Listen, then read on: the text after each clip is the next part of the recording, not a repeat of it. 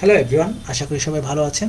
আজকে আমাদের আলোচনার বিষয়বস্তু হচ্ছে giving example in IELTS task two writing.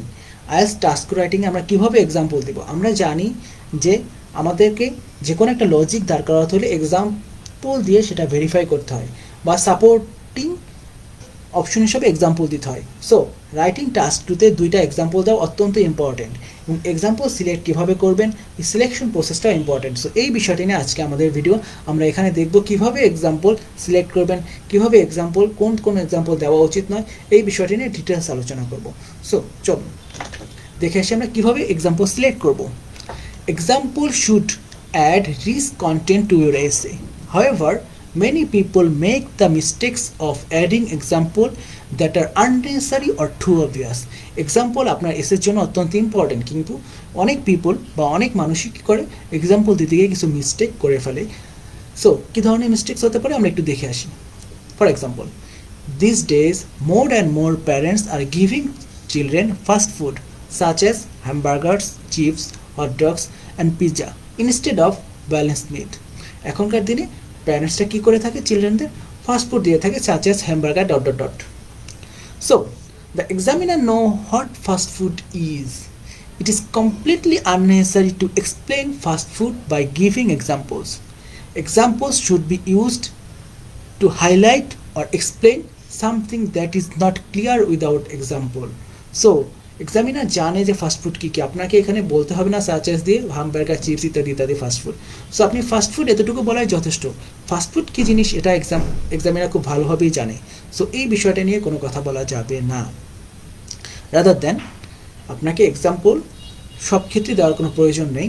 যে ক্ষেত্রে যে বিষয়টা এক্সাম্পল ছাড়া ক্লিয়ার না, ওই বিষয়টাই শুধুমাত্র এক্সাম্পল দিতে হবে, এর বাইরে কোনো বিষয়ে এক্সাম্পল দেওয়ার কোনো প্রয়োজন নেই। সো এটা কারেক্ট ফর্মে যদি আমি লিখি কীভাবে লেখা যাবে, these days more and more parents are giving children fast food instead of balanced meals, which means children are not getting enough nutrition in their diet. So একটু খেয়াল করবেন, আমরা যে আগে ফাস্টফুড সাচেস ইত্যাদি ইত্যাদি বলেছি সেটাকে অ্যাভয়েড করে গেলাম। সেই অংশটা যদি কেটে দেই, আমাদের একটা স্পেস চলে আসে, ওই জায়গাতে আমরা মোর ইনফরমেশন দিতে পারি। ফলে একটা ক্লজ অ্যাড করে দিলাম, which means children are not getting enough nutrition in their diet. By cutting out the example in the sentence, we now have a space to add more useful information which will help our score for task response and also for grammar. We have added a clause. So আমরা example না দিয়ে ওই জায়গাতে একটা clause add করে আরও বেশি information দিতে পারলাম। সো এক্সাম্পল দেওয়ার সময় এই বিষয়টা একটু সতর্ক থাকবে। Never use an example as a way to introduce idea. Example দিয়ে কখনো কোনো আইডিয়া ইন্ট্রোডিউস বা কোনো কিছু বোঝাতে চেষ্টা করবেন না। You should state the main point clearly first, then add a example in one of the following sentence as way to illustrate that point. আপনাকে প্রথমে একটা বিষয় নিয়ে বলতে হবে, পরে ওই বিষয়টা ক্লারিফাই করার জন্য এক্সাম্পল দিয়ে তার সাপোর্ট দিতে হবে। কখনোই এক্সাম্পল দিয়ে কোনো একটা আইডিয়া শুরু করা যাবে না। Do not just write out long list of example. কখনো লম্বা একটা লিস্ট এক্সাম্পল হিসাবে লেখা যাবে না আইএলটিএস এর ক্ষেত্রে।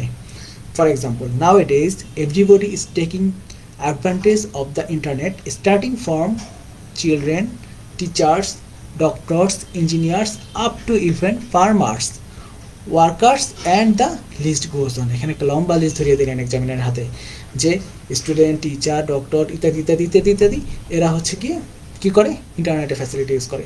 সো আইএলটিএস একটা specific formal language test. So আপনাকে ওখানে সব কিছু টু দ্য পয়েন্টে বলতে হবে, স্পেসিফিক বা প্রিসাইসলি বলতে হবে। ওখানে আপনি এভাবে লম্বা একটা লিস্ট, আনসার্টেন একটা লিস্ট ধরিয়ে দেওয়া যাবে না। সো এটাকে আমরা যদি একটু কারেক্ট ফর্মে নিয়ে আসি, কী লিখতে পারি, nowadays everybody is taking advantage of the internet from professionals such as doctors and engineers down to the people on a lower income such as doctors. So sentence স্ট্রাকচারটা যদি খেয়াল করেন, আমরা কী করলাম, everybody is taking advantage of the internet. কারা কারা করতেছে, প্রফেশনাল লেভেলে ডক্টর, ইঞ্জিনিয়ার এবং down to the lower income people. আমরা স্পেসিফিকভাবে বলে দিলাম লোয়ার ইনকাম পিপল থেকে হায়ার ইনকাম প্রফেশনাল সবাই ইউজ করতেছে। এরকম লম্বা একটা লিস্ট আমরা এখানে দিই। Linking word and giving examples.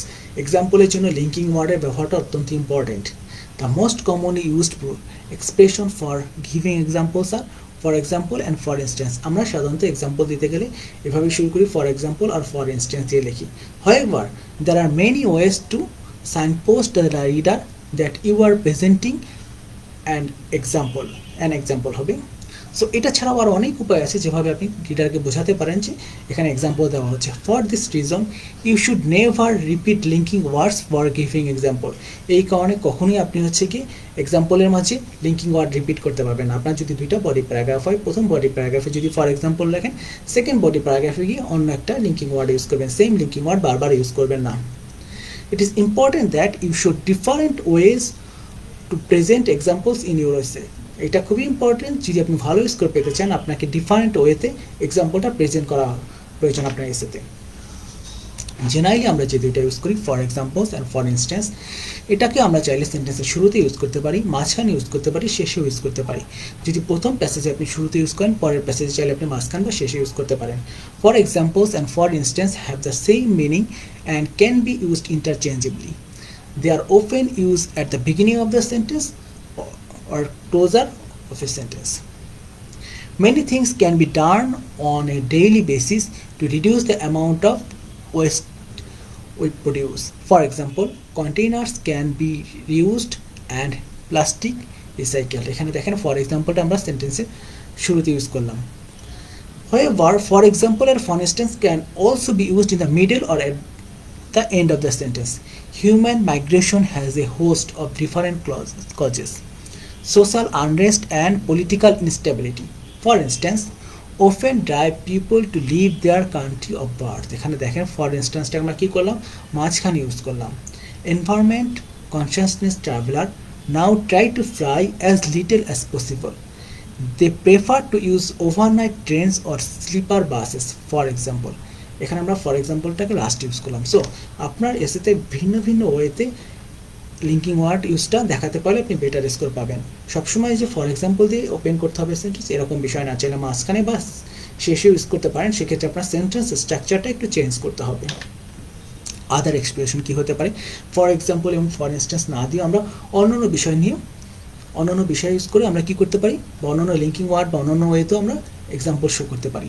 Changing the sentence structure is an effective way of avoiding of for example. Sentence structure change করাটা একটা ইফেক্টিভ ওয়ে ফর এক্সাম্পল এই বিষয়টাকে অ্যাভয়েড করার জন্য।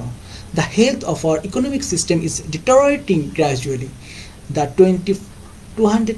2021 financial crisis is an obvious example for this.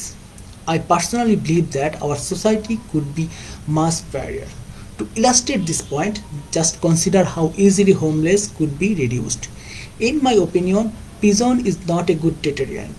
To give a clear example, it is well known that a large number of first-time offenders turn to crime again upon release. খেয়াল করবেন এখানে তিনটা sentence আমরা use করলাম। প্রথমটাতে আমরা করলাম is an obvious example of this, to illustrate this point, to give a clear example. এই ধরনের সেন্টেন্স ওপেনার বা এক্সপ্রেশনগুলো ইউজ করে আমরা এক্সাম্পল দিতে পারি। সো ট্রেডিশনালি আমরা যে ফর এক্সাম্পল ফর ইনস্ট্যান্স দিতাম সেটা না করে আমরা যদি একটু এইভাবে দিই, সো বেটার স্কোর পাওয়া সম্ভব। সো আমরা ট্রাই করবো এই ধরনের সেন্টেন্স ওপেনার বা লিঙ্কিং ওয়ার্ডগুলি ইউজ করে এক্সাম্পল দেওয়ার। আর কি হতে পারে, it is well known that a large number of first-time offenders turn to crime again upon release. This example shows that prison is not an effective deterrent. So এখানে আমরা কি করলাম, this example shows that এই কথাটা use করলাম। In my opinion, environmental education should begin at primary school. To be specific, I believe that children need to become aware of the threat posed by global warming and to be actively engaged in community programs that promotes healthy living and clean energy. খেয়াল করবেন এখানে to be specific, this example shows that এই ধরনের সেন্টেন্সগুলো use করলাম। So আপনারা try করবেন আপনাদের লেখার মাঝে এইগুলি ডেভেলপ করার।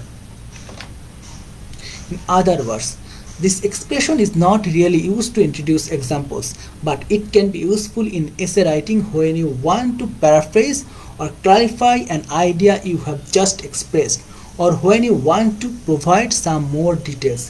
এইটা হচ্ছে কি ইন আদার ওয়ার্ডস দ্বারা কি বোঝানো হয়, সবসময় যে এক্সাম্পলের জন্য তা না, এটা কোনো একটা আইডিয়াকে যখন আপনি ক্লারিফাই করতে যাবেন অথবা প্যারাফ্রেজ করতে যাবেন তখন আমরা ইউজ করি।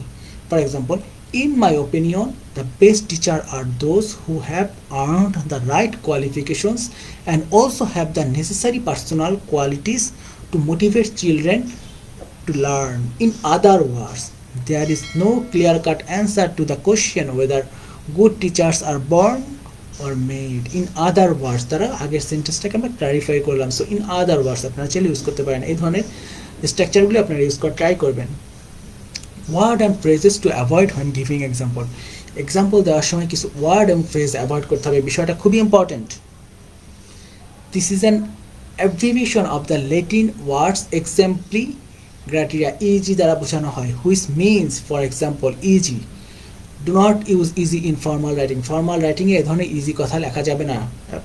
সো আমরা কীভাবে লিখতে পারি? একটা এক্সাম্পল যদি দেখি, deforestation is a severe problem in many countries, e g Brazil and Indonesia, and has devastating consequences for the whole planet. এটা কি করছে? হোল প্ল্যানেটটাকে ধ্বংস করে দিচ্ছে। তাহলে এখানে আমি কী করলাম? ইজি ব্রাজিল অ্যান্ড ইন্দোনেশিয়া, এটা একটা ইনকারেক্ট ফর্ম। এটাকে কারেক্টলি কীভাবে লিখতে পারি? For example in Brazil and Indonesia. দেখেন সেকেন্ড স্ট্রাকচারে লিখছি ফর এক্সাম্পল, পুরোটা লিখতে হবে। লাইক, এটা একটা informal way. This is very informal way to introducing examples. It is all right to use in spoken English but never use in writing. Like কথাটা formal writing এ লেখা যাবে না। We should eat a balanced diet and avoid fatty foods like ice cream and butter. Like এটার পরিবর্তে আমরা কি লিখতে পারি? Such as. We should eat a balanced diet and avoid fatty food such as ice cream and butter. etc. আমরা অনেক সময় লিখে থাকি। It is best not to use etc. It is in your IELTS essay. Instead, just choose exactly which example you want to use. etc. দ্বারা generally সব কিছুকে এভাবে generalise করা যাবে না। যেমন some job requires people such as doctor, nurse, fireman, etc. to work long hours which affect their body clock. কিছু জবের ক্ষেত্রে নার্স, ডক্টর এরা কী করে লং আওয়ার ধরে কাজ করে, অনেক সময় ধরে কাজ করে, যেটা তাদের বডি ক্লককে এফেক্ট করে। সেক্ষেত্রে আমরা কী করলাম? স্পেসিফিক না করে এরকম এটসেট্রা দ্বারা লম্বা একটা লিস্টের মতো করে ফেলাম। সেটা না করে আমাদের স্পেসিফিক করতে হবে। যেমন some job requires people such as doctors, nurse and fireman to work long hours which affect their body clocks. So et cetera এভাবে ইউজ করা যাবে না। ইনফর্মাল এক্সপ্রেশন টু অ্যাভয়েড, কিছু কিছু ইনফর্মাল এক্সপ্রেশন আছে যেটাকে আমরা চেষ্টা করবো অ্যাভয়েড করার আইএলটিএস রাইটিংয়ের ক্ষেত্রে। এটা acceptable in an oral presentation but should be avoided in essay writing. এসে রাইটিংয়ের ক্ষেত্রে অ্যাভয়েড করতে হবে। যেরকম to give you a better idea, let's take a look at this more closely. The best way I can explain this is my favorite example of this. One example that springs to mind is something I would like to emphasize is. So এই ধরনের informal এক্সপ্রেশনগুলো আমরা রাইটিংয়ের ক্ষেত্রে use করব না। So thank you very much. আশা করি পরবর্তী কোনো ভিডিওতে দেখা হবে এবং এই ভিডিওতে আমরা যা শিখলাম সেই বিষয়টা একটু সবাই প্র্যাকটিস করার ট্রাই করবেন। ধন্যবাদ সবাইকে।